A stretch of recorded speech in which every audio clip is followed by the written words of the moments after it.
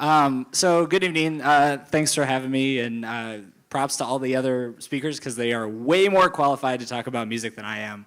I am really not qualified to talk about it at all, but I'm going to tell you about my personal journey with music anyway, so hopefully you're going to like it. If not, you're stuck with me for the next 4 minutes and, I don't know, 46 seconds or something like that.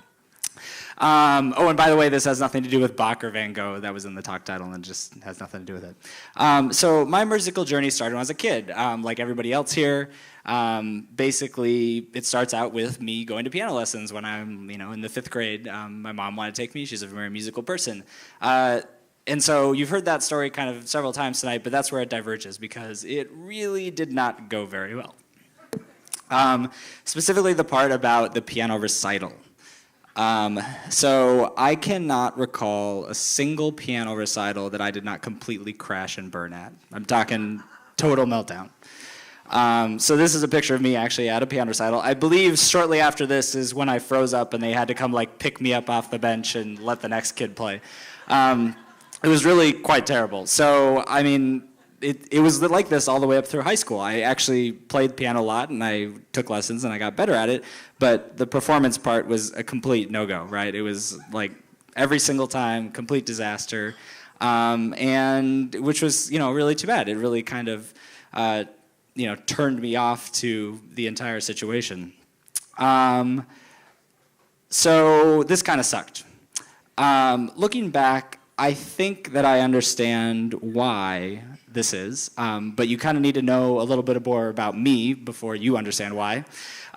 This is my jam, right? So I'm a math guy, I'm an engineer, I'm a technical guy, right? So when I see stuff like this, I'm like, woohoo, yeah, I can do that, right? So this is the same thing, right? It looks the same, right? It's just a bunch of symbols that mean shit, and you're supposed to rinse and repeat, right? This is the way that I viewed music when I was a kid, and it's the way that I was taught music too, right? I had very traditional teachers. And unfortunately, this means that it just never really worked for me, right? I ended up basically giving up the piano. I still listened to music, in high school. I wasn't completely shut in, but part 3 is when I get to college. So I get to college and I basically am sitting in my dorm room and I have this thought. I'm sitting there, this is very cliche and pretty shallow actually. I'm sitting there in my dorm room and I'm like, girls really like guys who play the guitar. So I bought a guitar, right? And the only problem with this is I have no idea how to play the guitar. All of my training was in the piano, zero clue. But this was actually a really cool thing because it allowed me to explore music from this new kind of way. I got a clean slate. What I actually did is I went online and I would look up the chords and then I'd see what the song was supposed to be and I'd play it on my stereo and I'd try to play along and it actually worked pretty well. And it was something I'd never even done before. And it also allowed me to explore the emotional side because if you're going to play a guitar like a robot, well, the girls don't really like that so much, right? You got to put a little feel into it. So that's kind of, what happened. And I like Taylor Swift. So this basically brings me to today where, I'm supposed to give you some big, nice, pretty bow of here's my wisdom about music. But I don't have anything, right? I still can't play music in front of people. I seriously can't. I can play it in front of 2 people in the world, and not if they're in the same room.